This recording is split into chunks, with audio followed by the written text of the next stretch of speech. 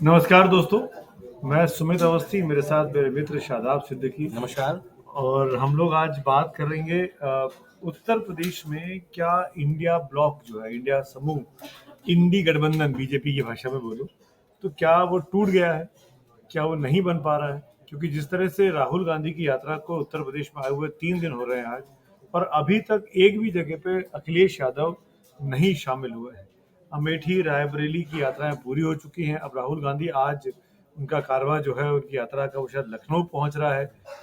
लखनऊ में अखिलेश यादव रहते भी हैं, तो क्या यहाँ कुछ बर्फ पिघलेगी या नहीं पिघलेगी? एक एक खबर दे जी दें? बिल्कुल, आप, मैं बिल्कुल, इसीलिए देखिए। आपको डीसी कर रहा था। जी, बिल्कुल, राहुल गांधी आज लखनऊ में हैं और आज शाम को जो लखनऊ शहर है, उसमें उनका जो काफ़िला है, वो गुज़रेगा। वो तमाम जगहों से जाएँगे और जो उनका नाइट स्टे है, वो भी लखनऊ के पास होगा। और जो कयास लग रहे हैं, वो ये है कि अखिलेश यादव आज राहुल गांधी से जाकर मुलाकात कर सकते हैं और जो आपने कहा कि क्या ये बर्फ पिघलेगी, तो वो एक फाइनल बातचीत कर सकते हैं। देखिए, 17 सीटों का ऑफर कांग्रेस पार्टी को समाजवादी पार्टी की तरफ से दिया गया है और समाजवादी पार्टी वेट कर रही है कि कांग्रेस पार्टी की तरफ से जवाब आ जाए, उसके बाद ही वो अपना कोई अंतिम फैसला करे। हालांकि देखिए, कांग्रेस पार्टी 21 सीटों पर चुनाव लड़ना चाहती है, जो हमारे सोर्सेज हैं वो बता रहे हैं।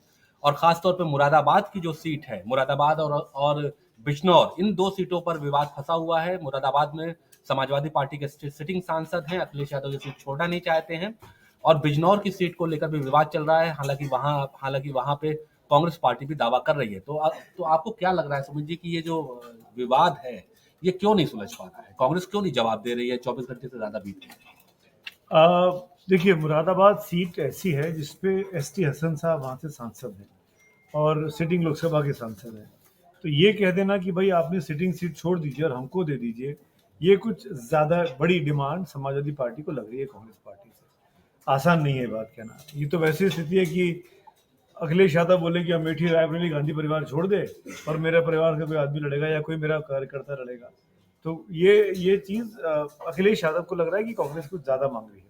हालांकि अखिलेश यादव, जहां तक मेरे सूत्र, आपके भी हैं मेरे भी हैं, वो ये जानना चाह रहे हैं कि इनको मुरादाबाद में क्या दिलचस्पी है। ऐसा कौन सा व्यक्ति राहुल गांधी, प्रियंका गांधी के पास है जो मुरादाबाद से चुनाव लड़ना चाहता है? अगर ये प्रत्याशी का नाम डिस्क्लोज कर दे, कम से कम अखिलेश यादव के कान में ही, और अखिलेश यादव को लगा कि वो एसटी हसन से मजबूत है, तो शायद वो मान भी सकते हैं।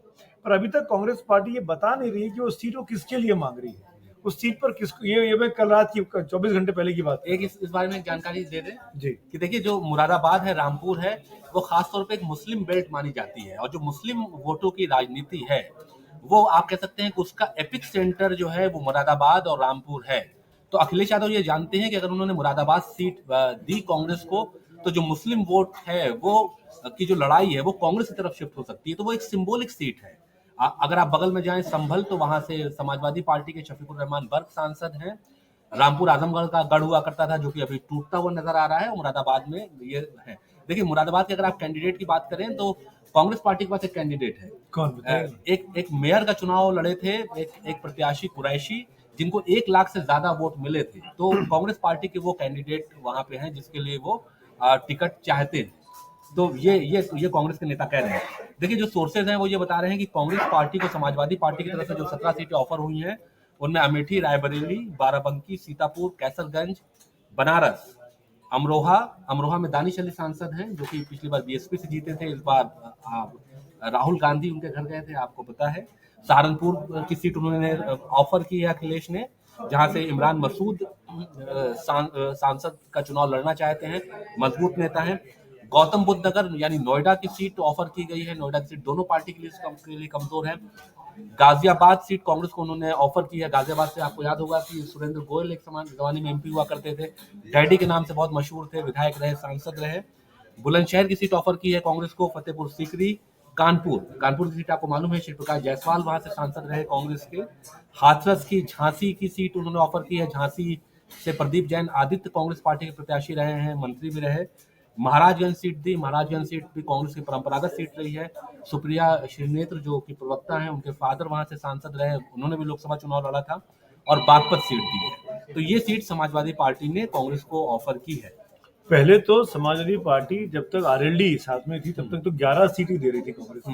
जब आरएलडी बीजेपी के साथ चली गई और एनडीए में शामिल हो गई, जयंत चौधरी, अजीत सिंह की पार्टी। तो इनका कोटा बढ़ गया, 11 से बढ़ के ये लोग 15 पे आ गए। प्रियंका गांधी ने, जो मेरे सूत्र बताते हैं कि प्रियंका और अखिलेश के बीच फोन पर बात हुई, तो 2 सीटें और नेगोशिएट हो गई और 2 सीटें और मिल गई।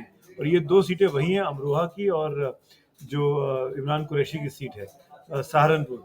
ये 2 सीटों को लेकर अखिलेश यादव का खासकर एक रिजर्वेशन था इमरान को लेकर, इमरान कुरैशी को लेकर। क्या नाम, इमरान ही नाम है ना? इमरान मसूद। मसूद, सॉरी, माफ करिएगा, इमरान मसूद, माफ करिएगा। इमरान मसूद के नाम को लेकर अखिलेश को आपत्ति सिर्फ इस बात की थी। इमरान मसूद थोड़े बड़बोले किस्म के नेता हैं। वो पिछली बार भी चुनावों में एक आपत्तिजनक बयान नरेंद्र मोदी को लेकर दे चुके हैं, जेल भी गए। जेल भी गए थे उसके बाद वो। तो उनके बयानों को लेकर वो कुछ कुछ बोलते रहते हैं। और वो अखिलेश यादव ने शायद यही बातचीत में, जो मुझे पता लगा है, कि भाई उनसे बोले कि जबान पे लगाम रखें, मेच्योरिटी दिखाएं। अब वो सीनियर हो गए, अब वो छोटे नेता नहीं बचे।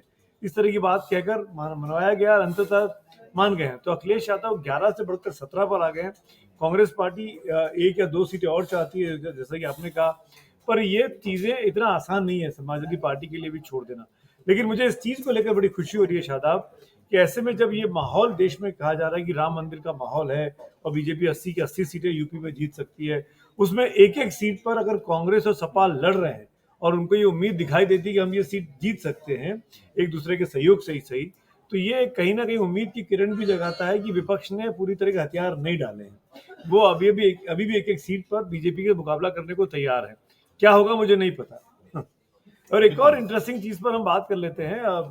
आज जो जयराम रमेश साहब का बयान आया कि राहुल गांधी को लेकर, कि भाई अमेठी में जब वो पहुंचे हैं तो वहां की जनता ने राहुल गांधी का खूब स्वागत किया और कहा कि राहुल जी आप वापस लौटिए, हम लोगों से गलती हो गई थी, हम अपनी गलती सुधारना चाहते हैं। तो क्या रायबरेली की सीट जो सोनिया गांधी ने छोड़ी, अब सोनिया गांधी आज ही राज्यसभा पहुंच चुकी हैं, उनका निर्विरोध निर्वाचन हो गया है राजस्थान से, सर्टिफिकेट ले लिया। सर्टिफिकेट ले लिया जाकर उनका, जो पीसीसी बस। चीफ है उन्होंने हाँ, सर्टिफिकेट लिया सोनिया गांधी की तरफ। अब केवल शपथ लेनी बाकी रह गई है। तो सोनिया गांधी अब राज्यसभा की सांसद हो गई हैं और राजस्थान से हो गई हैं। अमेठी, रायबरेली, ये दोनों सीट सपा छोड़ रही है कांग्रेस पार्टी के लिए। तो क्या ये माना जाए कि अमेठी पे राहुल गांधी लौट रहे हैं? जिस अमेठी पे राहुल गांधी हारे थे 2019 में स्मृति ईरानी से, उस अमेठी सीट पर क्या राहुल गांधी चुनाव लड़ेंगे? देखिए, जयराम रमेश ने उम्मीदें, अटकलों के बाजार को गर्म कर दिया है। देखिए इसमें एक पेज है कि देखिए रायबरेली सीट पे तो कांग्रेस पार्टी के पास उम्मीदवार है, वहां प्रियंका गांधी उम्मीदवार हो सकती हैं, लेकिन अमेठी में कौन उम्मीदवार होगा ये एक सस्पेंस बना है। जैसा कि आपने बताया कि जयराम रमेश वहां पे उन्होंने कहा, देखिए दो सीटों पे चुनाव लड़ने का विकल्प तो होता है। हाँ, राहुल गांधी ये विकल्प पिछली बार भी लड़े थे अमेठी, वायनाड, तो आजमा सकते हैं। हालांकि अब अमेठी के लोग कितना स्वीकार करते हैं ये देखना पड़ेगा, क्योंकि पिछली बार तो लोगों ने स्वीकार नहीं किया, वो वायनाड से जीते और अमेठी में स्मृति ईरानी जीत गई। तो ये पूरा फैसला राहुल गांधी को करना होगा। लेकिन इतना सही है कि अमेठी में कोई मजबूत कैंडिडेट कांग्रेस पार्टी के पास फिलहाल नहीं दिखता है। अगर आपको अभी जो जितने मौजूदा नेता हैं, आप चाहे वहां पे जिला अध्यक्ष हो या जो एमएलए का चुनाव लड़े, उसमें कोई ऐसा नहीं है कि जो गांधी परिवार जहां से लड़ता रहा हो उसको वो अपना प्रतिनिधि घोषित कर दे। तो ऐसा कोई कैंडिडेट नहीं दिखता। क्या ये संभव है? क्योंकि आप कांग्रेस परिवार को, गांधी परिवार को, कांग्रेस पार्टी को बड़े क्लोजली फॉलो करते रहे शादाब, क्या रॉबर्ट वाड्रा चुनाव लड़ सकते हैं देखिए किसी एक सीट से, अमेठी रायबरेली में से? देखिए रॉबर्ट वाड्रा ने पहले कहा था कि वो राजनीति में नहीं आएंगे, लेकिन पिछले कुछ समय से वो बयान दे रहे हैं कि वो राजनीति में आना चाहते हैं। और आपने देखा होगा कि वो दिल्ली में लंगर वगैरह चलाते हैं, कभी किसी मंदिर में दिखाई देते हैं। और तो रॉबर्ट वाड्रा की जो परंपरागत सीट है वो मुरादाबाद है, वो मुरादाबाद के रहने वाले हैं। उनके फादर वहाँ पे जो जो जो ट्रेडिशनल काम होता है पीतल का, वो काम करते थे, उसका एक्सपोर्ट वो करते थे। बाद में उनकी शादी हुई गांधी परिवार में और वो गांधी परिवार के दामाद बने। तो अमेठी अगर रॉबर्ट वाड्रा जाते हैं तो ये एक सचमुच बड़ा चौंकाने वाला नाम होगा। लेकिन रॉबर्ट वाड्रा के साथ एक जो उनके ऊपर डेंट है वो उनकी छवि है। उनकी छवि एक दागदार मानी जाती है। उनके ऊपर तमाम आरोप लगाए गए हैं। आपको याद होगा कि बीजेपी ने बकायदा एक उनके खिलाफ एक डोजियर जारी किया था चुनावों में। तमाम जांच राजस्थान से लेके और हरियाणा तक उनके खिलाफ चल रही है। हालांकि ये भी फैक्ट है कि कुछ प्रूफ नहीं हो पाया रॉबर्ट वाड्रा के खिलाफ आज तक, लेकिन तमाम एलिगेशन रॉबर्ट वाड्रा के ऊपर लगे हुए हैं। और रॉबर्ट वाड्रा को माना जाता है कि गांधी परिवार का दामाद होने की वजह से ऐसा आरोप बीजेपी लगाती है कि उन्होंने बहुत फायदे लिए। फिरोज गांधी भी चुनाव लड़े हैं। हाँ, तो वो भी दामाद थे, इंदिरा जी के पति और राजीव और संजय जी के पिताजी। वो भी राजनीतिक तौर पर फिरोज गांधी ने भी इन्हीं सीटों को चुना था और वो इसीलिए गांधी परिवार का इस इलाके को गढ़ कहा जाता है। लेकिन सवाल ये है कि जब इस देश में परिवारवाद की राजनीति इतनी पुरजोर तरीके से बीजेपी उठाती है, ऐसे में एक ही परिवार के 4 आदमी चुनाव लड़े। सोनिया जी राज्यसभा पहुंच गई हैं, प्रियंका भी लड़े हैं, रॉबर्ट भी लड़े हैं, राहुल भी लड़े। तो क्या उनका ये जो कैंपेन है बीजेपी का परिवारवाद पर कांग्रेस को घेरने का, वो तो और मजबूत हो जाएगा, उसको और परेशान, अगर रॉबर्ट लड़ते हैं तो। हालांकि प्रियंका राहुल लड़ेंगे तब भी वो एजेंडा तो रहेगा ही रहेगा बीजेपी का कांग्रेस को घेरने के लिए। पर लेकिन आज जयराम रमेश ने जिस तरह की बातें बोली है, मैं ये जरूर कहना चाहूंगा, उससे ये कांग्रेस के नेताओं में चर्चा का विषय तो बन गया है कि राहुल गांधी अमेठी लौट रहे हैं। हो सकता है कि अमेठी भी लड़े, हो सकता है कि वायनाड भी लड़े, हो सकता है कि सिर्फ वायनाड लड़े, अमेठी ना लड़े। पर क्या होगा, ये अगले 1 आध महीने में चीजें क्लियर हो जाएंगी। पर गांधी परिवार अपनी रूट्स को अमेठी से और रायबरेली से जोड़ के रखना चाहता है। ये एक अच्छी चीज दिखाई देती है। जी बिल्कुल, देखिए अमेठी और रायबरेली गांधी परिवार का गढ़ रहा है। आपको याद होगा कि सुल्तानपुर सीट भी हमेशा से गांधी परिवार के पास रही। कैप्टन सतीश शर्मा वहां से सांसद होते रहे, हालांकि बाद में वहां से वो चुनाव हार गए और अभी फिलहाल एक्टिव पॉलिटिक्स में नहीं है। तो अमेठी रायबरेली को लेकर एक अभी भी भाजपा के लोग ये जानना चाहते हैं कि आखिरकार अमेठी में उम्मीदवार कौन होगा। अभी आपने बताया कि कुछ सीटें भी समाजवादी पार्टी ने अनाउंस कर दी है। जब हम लोगों का तीसरी सूची भी बाहर आ गई तो है। अगर आप वो सूची देख के बता पाए कि किसका नाम आखिरकार समाजवादी पार्टी ने अनाउंस किया। समाजवादी पार्टी ने अपनी तीसरी सूची भी अभी कुछ मिनट पहले जारी की है। कैराना से सुश्री इकरा हसन को उम्मीदवार बनाया गया है। बदायूं से शिवपाल सिंह इकरा यादव। हसन के बारे में बता दें कि बहुत यंग कैंडिडेट है और इनके भाई वहाँ एमएलए हैं और काफी समय से एक्टिव पॉलिटिक्स में हैं। ये बाहर से पढ़ के आई हैं और एक प्रोग्रेसिव फेस ये मानी जाती हैं और मुस्लिम होने के बावजूद और काफी जो है राजनीतिक तौर पर एक्टिव है। तो उनको टिकट मिलना एक ये आप कह सकते हैं सरप्राइज। बिल्कुल। क्या ये पहले भी चुनाव लड़ी है? इकरा हसन का ये पहला चुनाव। विधायक का भी नहीं लड़ी कभी? इनके भाई वहाँ से एमएलए। ये कैंपेन कर रही थी अभी जब असेंबली के चुनाव चल रहे थे। चुनाव में कैंपेन कर रही थी, तभी नाम सुना हुआ लग रहा है। ऐसे ही दूसरा नाम है बदायूं से चाचा का शिवपाल सिंह यादव। उनकी तो धर्मेंद्र फिर कहाँ गए? अगर बदायूं से इन्होंने प्रत्याशी बना दिया, धर्मेंद्र को मेरे ख्याल से आजमगढ़ लेके जाएंगे। क्योंकि आजमगढ़ लड़े थे चुनाव ना, धर्मेंद्र। ये बड़ा उलटफेर है खासतौर पर समाजवादी पार्टी के परिवार में। क्योंकि धर्मेंद्र आजमगढ़ लड़े थे अभी बाई इलेक्शन में, याद है आपको कि बदायूं से शिवपाल सिंह यादव का नाम लिखा है और कन्नौज और आजमगढ़ से धर्मेंद्र यादव को प्रभारी बनाया गया। अब ये समझ में नहीं आ रहा इस लिस्ट में क्या कहना चाह रही है पार्टी ने जो लिस्ट जारी की है। पहले मैं 5 नाम पढ़ देता हूँ प्रत्याशियों के। बरेली में प्रवीण सिंह ऐरन, पुराने कांग्रेस की शायद सांसद भी रह चुके हैं। हमीरपुर से अजेंद्र सिंह राजपूत, वाराणसी से सुरेंद्र सिंह पटेल, ये इन्होंने कुर्मी को दे दिया मेरे ख्याल से, पटेल है तो ये उस इलाके में काफी ज्यादा ओबीसी वोटर है। अमरोहा से श्री महबूब अली और श्री राम अवतार सैनी को प्रभारी बनाया गया है। महबूब अली पुराने नेता हैं, इनके मंत्री भी रहे थे समाजवादी पार्टी में और विधायक हैं कई बार के, अभी मौजूदा एमएलए हैं महबूब। अच्छा। कन्नौज 42 नंबर की सीट और आजमगढ़ 69 नंबर की सीट, इसमें धर्मेंद्र यादव को प्रभारी बनाया गया है।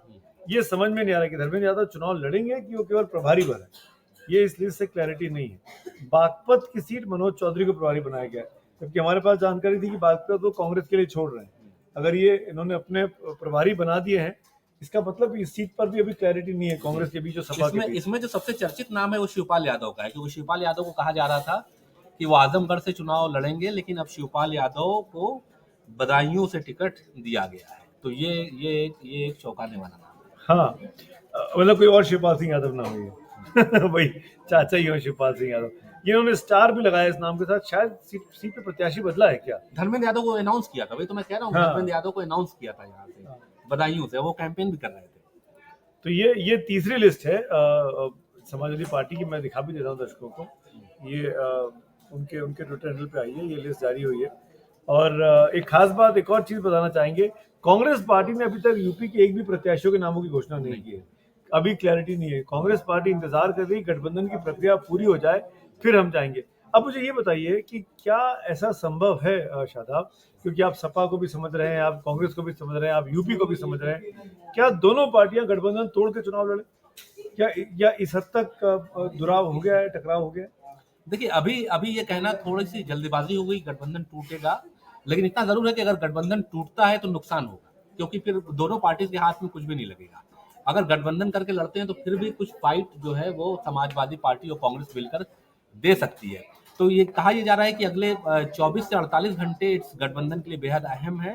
चूंकि राहुल गांधी उत्तर प्रदेश में है और जब अखिलेश यादव से उनकी मुलाकात होगी तो उस मुलाकात में बहुत सी बातें साफ होंगी। देखिए देखिए ये बात समझना होगा कि अगर नरेंद्र मोदी को दिल्ली की गद्दी से हटाना है तो समाजवादी पार्टी या कांग्रेस अकेले लड़ाई नहीं लड़ सकती है, ये दोनों पार्टी को सेक्रीफाइस करना पड़ेगा।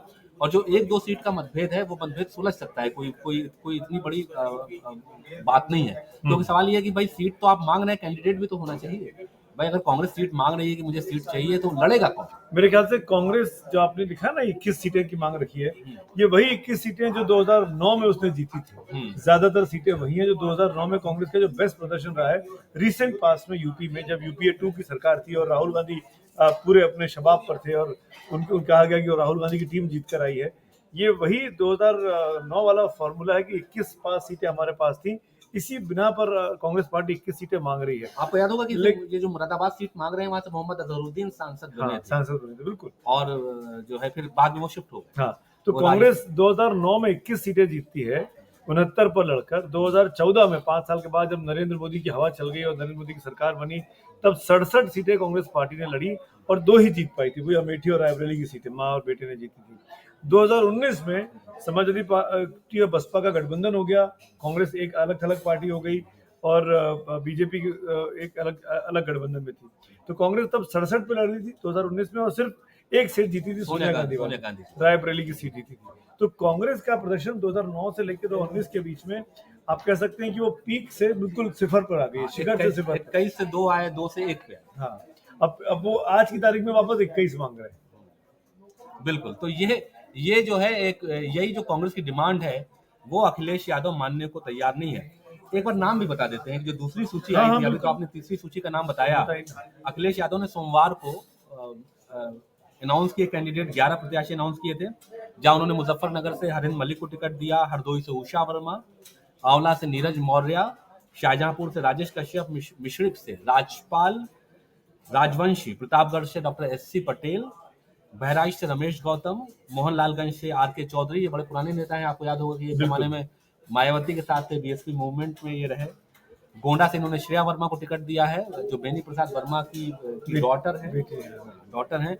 यंग कैंडिडेट ये भी हैं जिसको दिया है। गाजीपुर से मुख्तार अंसारी के भाई को टिकट मिला है, अफजाल अंसारी, जो कि मौजूदा सांसद रहे, अभी भी सांसद है बसपा से। उन्होंने पाला बदल लिया, मायावती को छोड़ दिया है, उनको टिकट दिया गया है। चंदौली से वीरेंद्र सिंह को उम्मीदवार बनाया। तो ये टिकट कल अनाउंस हुआ। अभी सुमित जी ने बताया कि आज जो उन्होंने टिकट अनाउंस कर दिया। अब जो पेच है, जो कि सामने आपके ये जो हेडर भी चल रहा है कि बिजनौर और मुरादाबाद सीट पर पेच फंसा हुआ है, तो वो अभी हम लोगों ने चर्चा भी की कि आखिरकार वो कौन उम्मीदवार कौन होगा, आखिरकार किसको टिकट देना चाहते हैं मुरादाबाद में। ये एक मामला। लेकिन एक चीज वो पूछना चाहूंगा, राहुल गांधी जब लखनऊ आज पहुंच रहे हैं तो राहुल मिलने जाएंगे अखिलेश से कि अखिलेश मिलने आएंगे राहुल से? क्योंकि ये सब पोस्चरिंग भी राजनीति में बड़े मायने रखती है कि कौन किसके साथ पहले हाथ कौन बढ़ा रहा है। तो क्या खबर है आपके पास? देखिए खबर तो ये है कि मुलाकात हो सकती है। अच्छा। और मुलाकात अगर होती है तो फिर आप ये समझिएगा कि ये डील सील हो जाएगी, और नई मुलाकात होती है तो रिश्ते ऐसा लगेंगे कि नई बर्फ नई पिघल रही है।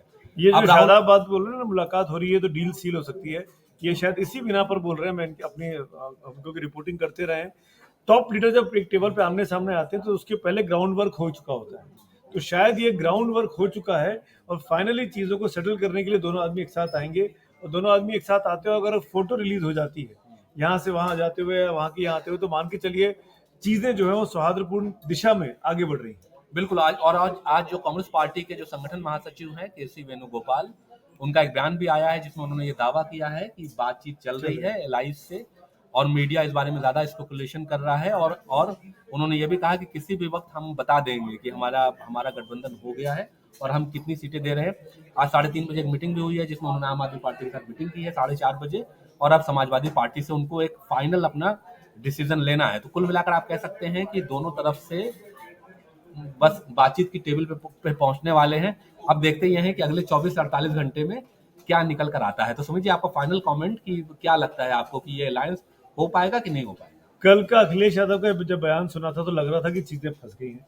आज आपने ऐसा बातें की हैं जिससे लग रहा है कि चीजें शायद रिजॉल्व भी हो सकती हैं, क्योंकि अखिलेश यादव ने साफ कह दिया कि जब तक सीटों पर बातचीत नहीं होगी तब तक हम उनकी भारत जोड़ो यात्रा में नहीं जाएंगे। उनकी शब्द का इस्तेमाल किया और गए भी नहीं। 3 दिन हो गए, गए भी नहीं। तो अगर आज सील हो जाती है जैसे आप कह रहे हैं शादाब, तो कल जो यूपी का हम भी दौरा है, संभावना जता रहे हैं कि हाँ, हो सकती हो सकता है। अगर अगर मुलाकात अगर हो हो। जाती, मैंने भी अगर बोला, अगर हो जाती है तो क्या अब जो यात्रा का फेज है यूपी का, उसमें फिर अखिलेश जाएंगे? देखिए, अखिलेश यादव के लिए कोई बहुत मुश्किल नहीं है, वो कहीं भी जाके यात्रा में शामिल हो सकते हैं, एक सिंबॉलिक शामिल होना होगा। अखिलेश ने बहुत, अब मैं बता दूं, अखिलेश ने बाकायदा रथ वथ बनवा के तैयारी की थी इसमें जाने की। अखिलेश बड़ी उम्मीद में थे कि जब ये लोग पहुंचेंगे तो हम 2 दिन वहां बताएंगे, और बाकायदा बढ़िया रथ वथ उनका तैयार बना हुआ रखा है। रथ उनके पास पहले से भी है, उसी को उन्होंने रिनोवेट करा के, साफ सुथरा करा के, नया पेंट वेंट करा के तैयार रखा था, पर अभी तक मौका नहीं मिला उस रथ पर चलने का। तो बिल्कुल, तो ये अभी जो है ये पूरा मामला फंसा हुआ है और देखते हैं कि ऊँट किस करवट बैठता है, और जो भी जो अपडेट होगा वो आपको बताते रहेंगे। खासतौर पे अगर कोई मुलाकात होती है या कांग्रेस या समाजवादी पार्टी में आपस में कोई बातचीत होती है और कोई समझौता होने की उम्मीद होती है, तो ये खबर आप तक जरूर पहुंचाएंगे। नमस्कार। नमस्कार।